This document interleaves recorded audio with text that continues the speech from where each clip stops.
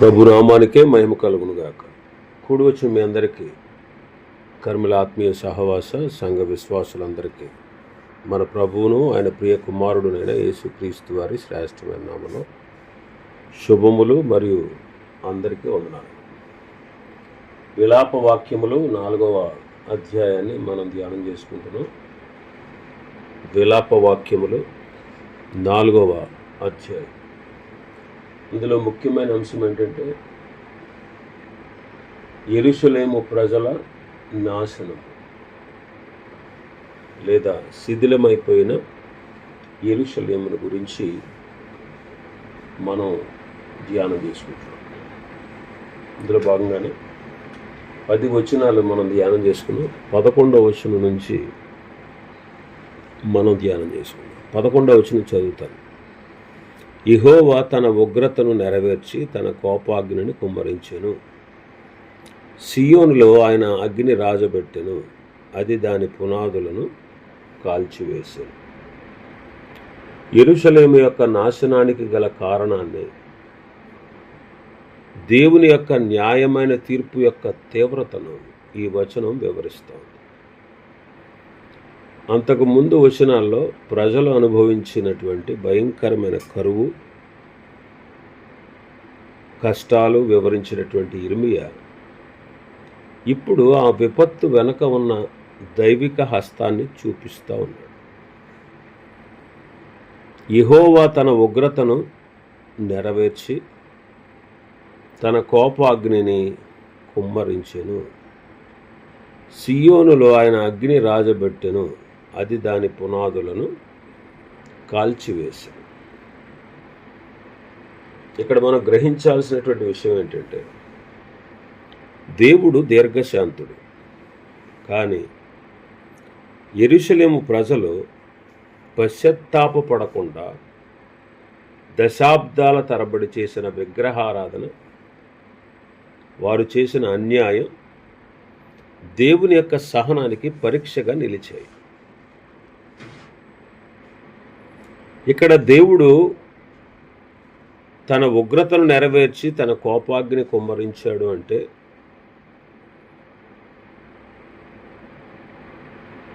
దేవుడు ఏదో పగ తీర్చుకున్నాడు అని కాదు. ఆయన హెచ్చరించాడు. హెచ్చరించిన తర్వాత న్యాయమైనటువంటి శిక్ష అమలు చేశాడు అని అర్థం. ప్రవక్తలు ఎన్నిసార్లు హెచ్చరించినా విననటువంటి ప్రజల మీదకు ఇప్పుడు తీర్పు వచ్చింది. మొదటి నుంచి అంతేనండి. దేవుడు దీర్ఘశాంతుడు. 120 సంవత్సరాలు నోవహు కాలం నాటి ప్రజలకు అవకాశం ఇచ్చాడు, మారు మనసు పొందే అవకాశం.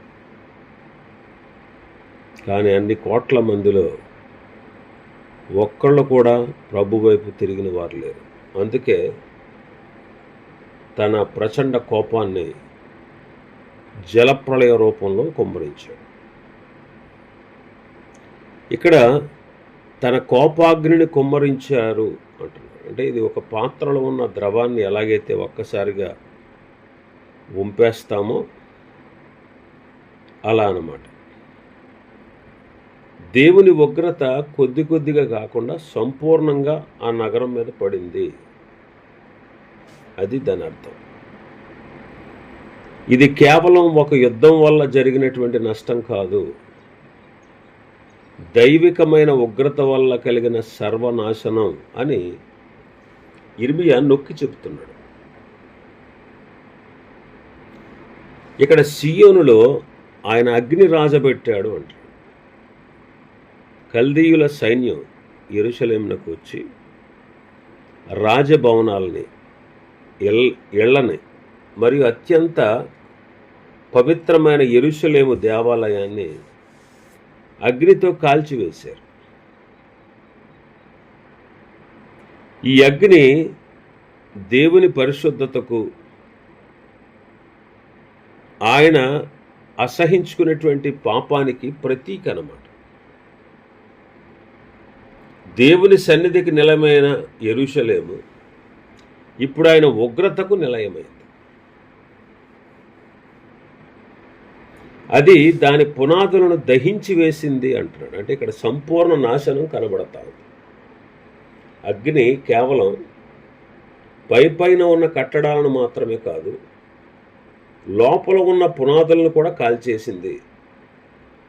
అంటే యెరూషలేము ఇంకా పునర్నిర్మాణానికి అవకాశం లేనంతగా దాని పునాలు, దాని మూలలు, దాని పునాది, దాని మూలాలు దెబ్బతిన్నాయి.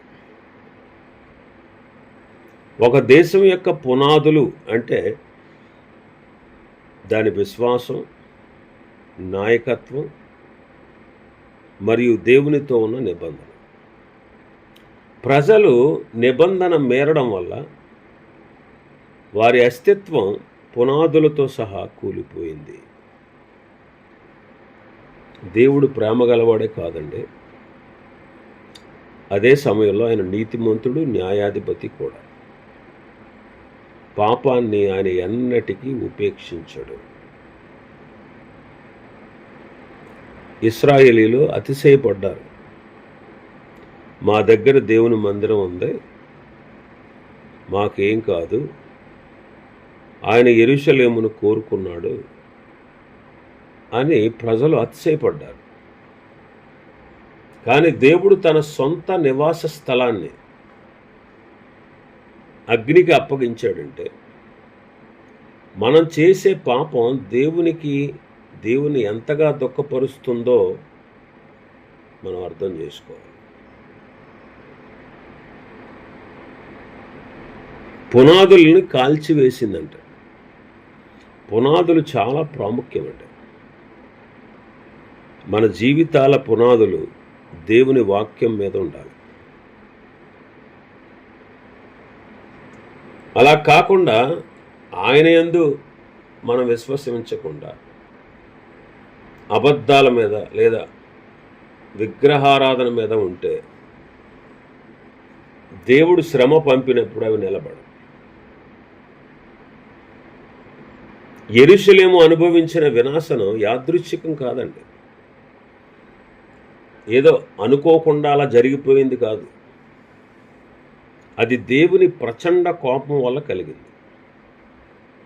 ఆ అగ్ని నగరాల్ని, దాని పునాదులను కూడా దహించి వేసింది.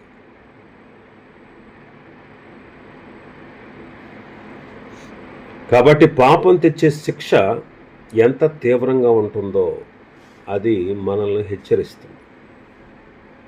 12వ వచనం, వాదించువాడు గాని విరోధి గాని యెరూషలేము గౌనులలోనికి వచ్చునని భూరాజులకైనను లోక నివాసులందరిలో మరి ఎవరికైనానూ తోచి ఉండలేదు. యెరూషలేము నగరం యొక్క భద్రత చాలా గొప్పదండి. అప్పట్లో ఒక నమ్మకం ఉండేది, యూదులకే కాదు అన్ని జనులకు కూడా. ఏంటా నమ్మకం అంటే అది దేవుని నివాస స్థలం. అది దేవుని నివాస స్థలం. భౌగోళికంగా చూస్తే యెరూషలేము చుట్టూ కొండలు ఉంటాయి, లోయలు ఉంటాయి, బలమైన ప్రాకారం ఉంది. దాన్ని జయించుటకు శత్రువుకి దాదాపు అసాధ్యం అని భావించేవారు. ఇంకా అరే, దేవుడే వారిని కోరుకున్నాడు, ఆ పట్టణంలో ఆయన నివసిస్తున్నాడు, ఆయన ఉండగా దాని మీద విజయం సాధించడం ఎవరి వల్ల కాదు అని శత్రువు అనుకున్నాడు. ఎందుకంటే ఒక దినాన హిజ్కియా రాజు కాలంలో అష్షూరు సైన్యం యెరూషలేమును ముట్టడించినప్పుడు దేవుడు ఒక్క రాత్రిలో 185,000 మంది శత్రువుల సైన్యాన్ని సంహరించి నగరాన్ని కాపాడాడు. ఈ చరిత్ర వల్ల దేవుని నగరాన్ని ఎవ్వరూ తాకలేరు అనే బలమైన నమ్మకం అందరిలో నాటుకుపోయిందన్నమాట. ఇశ్రాయేలీలే కాదు, చుట్టుపక్కల ఉన్నటువంటి అన్య దేశాల రాజులు కూడా అరే యెరూషలేము నాశనం అయిపోద్ది, ఎలాగా యెరూషలేము పతనం అయిపోద్ది, యెరూషలేము కాల్చబడదని ఎవ్వరూ ఊహించలేదు. ఎందుకనంటే యెహోవా తన నగరాన్ని కాపాడుకుంటాడు. ఏ శత్రువు కూడా దాని గుమ్మంలో అడుగు పెట్టలేడని లోకమంతా భావించింది. యెరూషలేము యొక్క పతనం అనేది ఆ కాలంలో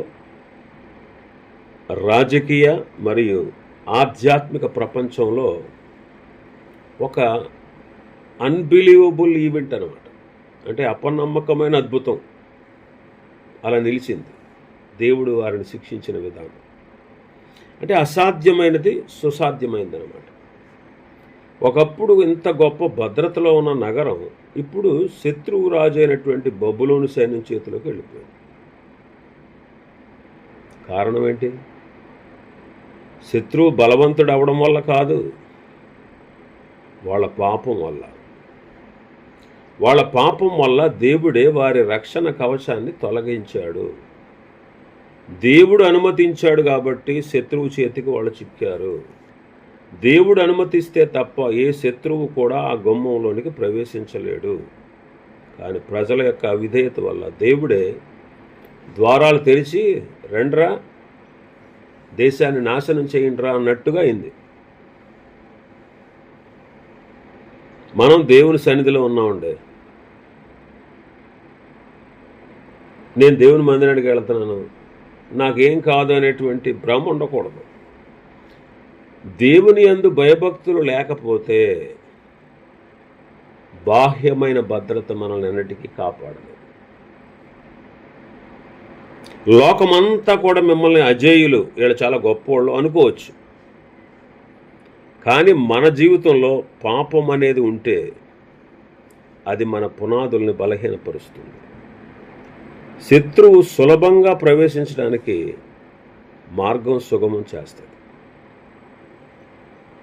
దేవుడు తీర్పు తీర్చడం మొదలు పెడితే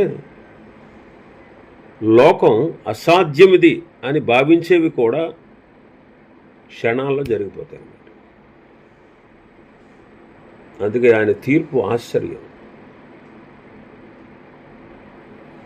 కాబట్టి ఇక్కడ ఇర్మియా చెబుతున్నది ఏంటంటే యెరూషలేము పతనం ప్రపంచానికి విస్మయాన్ని కలిగించింది. దేవుని నగరం శత్రువుల పాలవడం అనేది మానవ ఊహకు అందని విషయం అన్నమాట. కానీ ప్రజల పాపం ఆ అసాధ్యమైన నాశనాన్ని కొని తెచ్చుకుంది. 13వ వచనం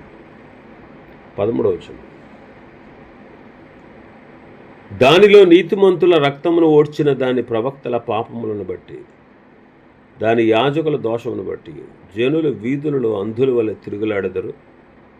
వారు రక్తము అంటిన అపవిత్రులు, ఎవరును వారి వస్త్రములు ముట్టకూడదు అంటాడు. యెరూషలేము నాశనానికి గల అసలు కారణాన్ని, ప్రజల యొక్క వినాశనానికి, దేశం యొక్క నాశనానికి కారణమైన బాధ్యులైన వారిని ఈ వచనం చూపిస్తా ఉంది.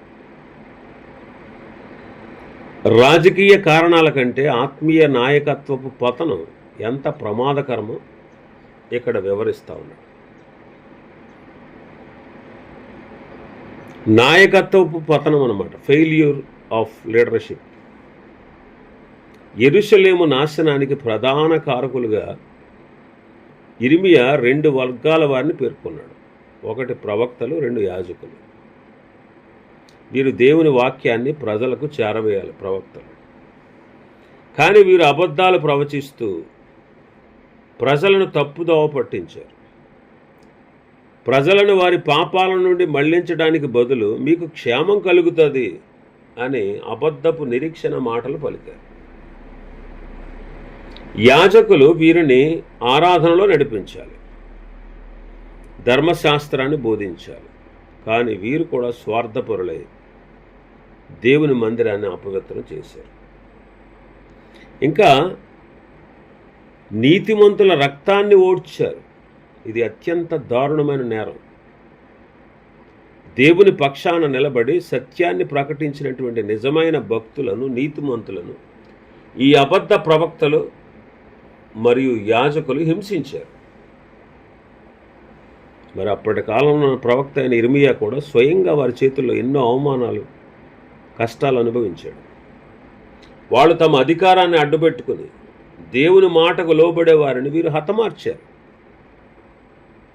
పవిత్రమైన యెరూషలేము నగరము రక్తపాతం జరిగినటువంటి నగరంగా మారిపోయింది.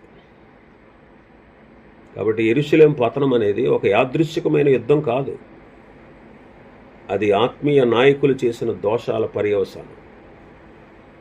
నాయకులు భ్రష్టులైతే మొత్తం జనాంగమే దేవుని ఉగ్రతకు గురవుతుందని ఈ వచనం మనల్ని హెచ్చరిస్తుంది. దేవుని మందిరంలో సేవ చేయాల్సిన వారు హంతకులుగా మారడం వల్ల దేవుడు ఆ నగరాన్ని శత్రువుల చేతికి అప్పగించాడు.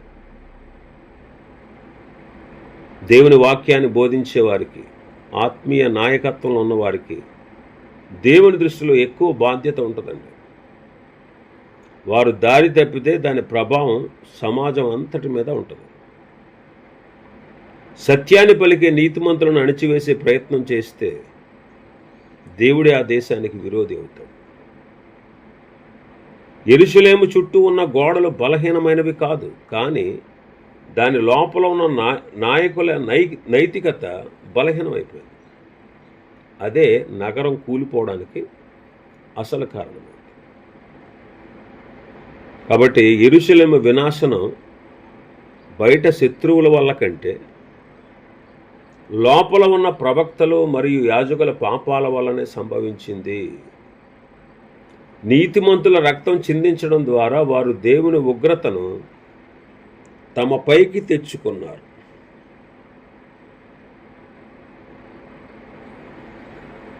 ఇంకా 14వ వచనం చదివితే, జనులు వీధులలో అంధుల వలె తిరుగులాడెదరు, వారి రక్తము అంటిన అపవిత్రులు ఎవరును వారి వస్త్రములను ముట్టకూడదు. అపవిత్రులైన ప్రవక్తలు మరియు యాజకుల యొక్క దయనీయమైన స్థితిని, వారి పతనాన్ని ఈ వచనం వివరిస్తాం.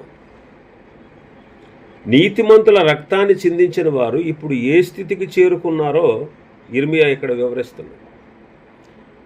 వారు గుడ్డివారై వీధులలో తిరుగులాడుతున్నారు. ఇక్కడ గుడ్డితనం అనేది శారీరకమైనది కావచ్చు, లేదా ఆత్మీయమైనది కావచ్చు.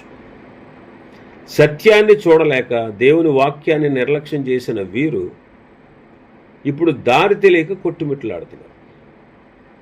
ఇది ఆత్మీయ గుడ్డితనం. ఇంకా వాళ్ళు దిక్కులేని స్థితిలో ఉన్నారు. నగరం నాశనం అయిపోయింది. ఒకప్పుడు వీళ్ళకి ఎంతో గౌరవం ఉండేది. ఒకప్పుడు గౌరవించబడిన ఈ నాయకులు ఇప్పుడు గుర్తుపట్టలేనంతగా దిక్కు తోచని స్థితిలో వీధుల్లో తిరుగులాడుతున్నారు. ఇది వారి నిస్సహాయతను సూచిస్తూ ఉంది. ఎందుకంటే వారు రక్తము చేత అపవిత్రులై ఉన్నారు. వారు చిందించినది నీతిమంతుల రక్తమే. అది వారిని అపవిత్రం చేసింది. ధర్మశాస్త్ర ప్రకారం రక్తాన్ని తాకినవాడు, అంటే నరహత్య చేసినవాడు అపవిత్రుడు. ఇప్పుడు ఆత్మీయంగానే వారు కాకుండా బాహ్యంగా కూడా అసహించుకోగలిగిన రీతిలో రక్తశక్తమై ఉన్నారు. ఎవరు కూడా వారి వస్త్రాలు ముట్టుకోకూడదు. వారు రక్తము అంటిన అపవిత్రులు ఎవరును వారి వస్త్రములను ముట్టకూడదు అంటున్నారు. ఒకప్పుడు యాజకుల వస్త్రాలు పవిత్రంగా ఎంచబడేవి. ప్రజలు భక్తితో వాటిని చూసేవారు. కానీ ఇప్పుడు పరిస్థితి తలకిందులైంది. వారు ఎంతగా అపవిత్రమయ్యారంటే వారి వస్త్రాలను ముట్టుకుంటే ఎక్కడ తమకు అపవిత్రత అంటుకుంటుందని ప్రజలు భయపడిపోయి వారిని దూరాన పెడుతున్నారు. సమాజంలో అత్యున్నత గౌరవాన్ని పొందినటువంటి వారు ఇప్పుడు అంటరాని వారుగా, అసహించుకోదగిన వారుగా మారిపోయారు. ఆలోచన చేయండి. దేవుని విడిచిపెట్టి అపరాధం చేసినప్పుడు మనిషి సమాజంలో తన గౌరవాన్ని కోల్పోతాడు. మనిషిని అందరూ అసహించుకునే స్థితికి పాపం నెట్టివేస్తుంది. పైకి భక్తి నటిస్తూ లోపల కుతంత్రాలు చేసేటువంటి నాయకులను దేవుడు బహిరంగంగా అవమానపరుస్తాడు అని ఈ వచనం హెచ్చరిస్తుంది. దేవుని సేవలో ఉన్నవారు, దేవుని ప్రజలైన వారు పరిశుద్ధంగా లేకపోతే వారు ధరించే వస్త్రాలకు కానీ, వారు ఉన్నటువంటి పదవులకు కానీ ఏమాత్రం విలువ ఉండదో అని ఈ వచనం మనకు వివరిస్తూ ఉంది. కాబట్టి యెరూషలేములోని అవినీతిపరులైనటువంటి ఆత్మీయ నాయకులు తమ పాపాల వల్ల దారి తప్పిన గుడ్డివారిలాగా మారిపోయారు. వారు చిందించినటువంటి రక్తమే వారిని అపవిత్రం చేసింది. అందరి చేత అసహించుకునేబడేవారులుగా చేసింది. 15వ వచనం చదివితే, పొమ్ము అపవిత్రుడా, పొమ్ము పొమ్ము, ముట్టవద్దని జనులు వారితో అనిరి. వారి పారిపోయి తిరుగులాడుచుండగా అన్యజనులైన వారు కూడా ఇకను వారిక్కడ కాపురం ఉండకూడదని చెప్పుకునేది. పాపముతో అపవిత్రులైన యెరూషలేము నాయకులు, యాజకులు మరియు ప్రవక్తలు వారిని సమాజం ఏ విధంగా అసహించుకుని వెలేసిందో ఈ వచనం వివరిస్తాం. ఈ వచనం లేవీకాండంలో కుష్ఠరోగుల పట్ల పాటించే నియమాన్ని గుర్తు చేస్తుంది. పాత నిబంధనలో ధర్మశాస్త్రం ప్రకారం కుష్ఠవ్యాధి సోకిన వారు ఎవరైనా తమకు ఎదురుపడితే నేను అపవిత్రుణ్ణి అని కేకలేస్తూ ఇతరులను హెచ్చరించాలి. లేవీకాండం 13వ అధ్యాయం 45వ వచనంలో చదువుతాం. ఇక్కడ యెరూషలేము నాయకులు చేసిన పాపము, వారు చిందించిన రక్తము వారిని ఆత్మీయంగా కుష్ఠరోగుల కంటే హీనంగా మార్చేసింది. ప్రజలు వారిని చూడగానే భక్తితో నమస్కరించడానికి బదులు అసహించుకుంటూ దూరంగా పోండి అని కేకలేస్తారు. పైగా వారు పారిపోయి తిరుగులాడుచుండగా, అంటే యెరూషలేము నాశనమైన తర్వాత ఈ నాయకులు ప్రాణభయంతో అన్య దేశాలకు పారిపోయారు. కానీ అక్కడ కూడా వారికి శాంతి దొరకలేదు. వారు ఎక్కడికి వెళ్ళినా వారి పాపం, అంటే రక్తపాతం వారిని వదిలిపెట్టలేదు. ఒకప్పుడు అధికారంతో ఏలిన వారు ఇప్పుడు శరణార్థులుగా దేశాల పట్టుకు తిరుగుతూ అవమానాల పాలయ్యారు. అన్ని జనులు ఏమంటున్నారు? అన్ని జనులైన వారు అంటే ఇశ్రాయేలు కానివారు, వారు కూడా ఏమంటున్నారంటే వీరిని తమ దేశంలో ఉండనివ్వడానికి ఇష్టపడతలేదు. వీరు తమ దేవునికే నమ్మక ద్రోహం చేశారు, తమ దేశంలోనే నీతిమంతుల రక్తాన్ని చిందించారు. ఇలాంటి వారు మన మధ్య ఉండకూడదని అన్ని జనులు కూడా వీరిని చేత్కరించుకుంటున్నారు. దేవుని చేత నేను విసర్జించబడితే లోకం చేత కూడా విసర్జించబడతామని ఈ వచనం మనకు నిరూపిస్తుంది. కాబట్టి దేవుని పట్ల నమ్మక ద్రోహం చేసినప్పుడు మనిషికి ఎక్కడ ఆశ్రయం దొరకదండి. సొంత ప్రజలే కాదు, అన్యులు కూడా అసహించుకుంటారు. యాజకత్వం అనేది ఆత్మీయ హోదా, అది బాధ్యతతో కూడుకున్నది. దానిని దుర్వినియోగం చేస్తే లోకంలో అత్యంత హీనమైన అవమానాలు ఎదుర్కోవాల్సి వస్తుంది. యెరూషలేము లోపలే కాదు, వారు పారిపోయిన అన్య దేశాల్లో కూడా దేవుని తీర్పు వారిని వెంటాడింది. పాప భూయిష్టమైన ఆత్మీయ నాయకత్వం సమాజం నుంచి వెలివేయబడుతుంది. ఒకప్పుడు వారు పవిత్రంగా ఎంచబడినా ఇప్పుడు అంటరాని వారుగా, అపవిత్రులుగా దేశాలు తిరుగుతూ వారు అవమానాల పాలయ్యారు. ఇక 16వ వచనాన్ని చూస్తే, 16వ వచనం, యెహోవా సన్నిధిని వారిని చెదరగొట్టును. ఆయన ఇక మీదట వారిని లక్ష్యపెట్టడు. యాజకుల ఎడల జనులు గౌరవము చూపకపోయి పెద్దల మీద దయ చూపకపోయారు. ఇక్కడ యెరూషలేము పతనానికి కారణమైన ఆత్మీయ నాయకత్వానికి దేవుడు విధించిన శిక్ష ఇక్కడ వివరించబడతాం. దేవుడు తన ప్రజలను ఏ విధంగా చెదరగొట్టాడో ఇక్కడ చూడవచ్చు. యెహోవా కోపం వారిని చెదరగొట్టింది. యెరూషలేము పతనం కేవలం బబులోను సైన్యం వల్ల కలిగింది కాదు, అది దేవుని ఉగ్రత వల్ల సంభవించింది. చెదరగొట్టెను అంటే చెల్లాచెదురు చేశాడు అని. దేవుని సన్నిధిలో ఏకముగా ఉండాల్సిన ప్రజలు వారి పాపం వల్ల అన్య దేశాలకు పారిపోవలసి వచ్చింది. యెహోవా సన్నిధిని వారిని చెదరగొట్టను, ఇక మీదట వారిని లక్ష్యపెట్టడు.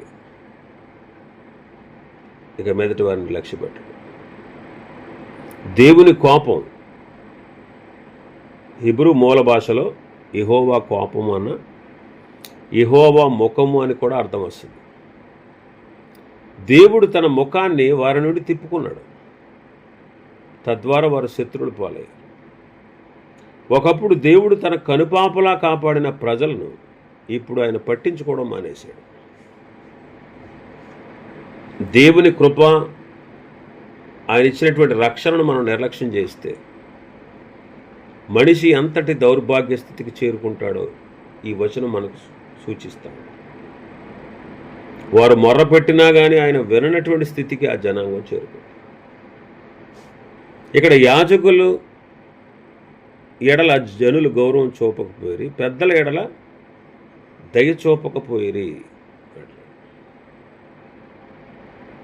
వాళ్ళు పాపం చేశారు కాబట్టి దానికి ప్రతిఫలంగా గౌరవం కోల్పోయారు.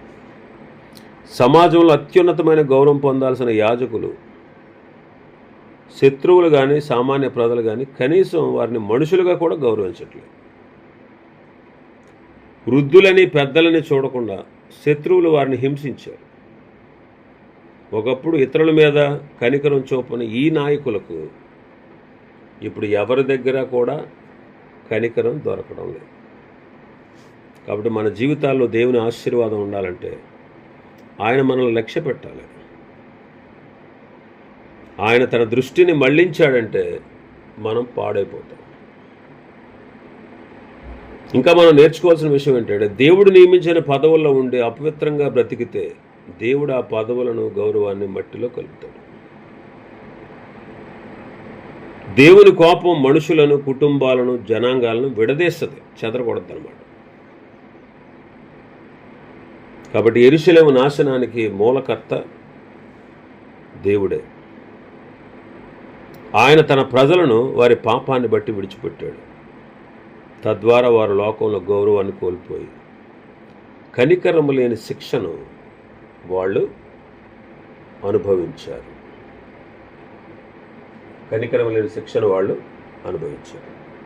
కాబట్టి 11వ వచనం నుంచి 16వ వచనం వరకు దేవుని ఉగ్రతకు గల కారణాలేంటో చెప్పాడు.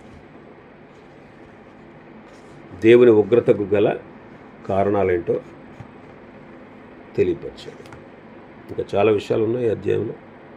ప్రభు చిత్తమైతే రేపటి దినం మరికొన్ని విషయాలు ధ్యానం చేసుకుందాం. దేవుడి వర్తమాన వాక్యాన్ని మన వెలికిడిలో ఆశీర్వదించునుగాక. ఆమేన్.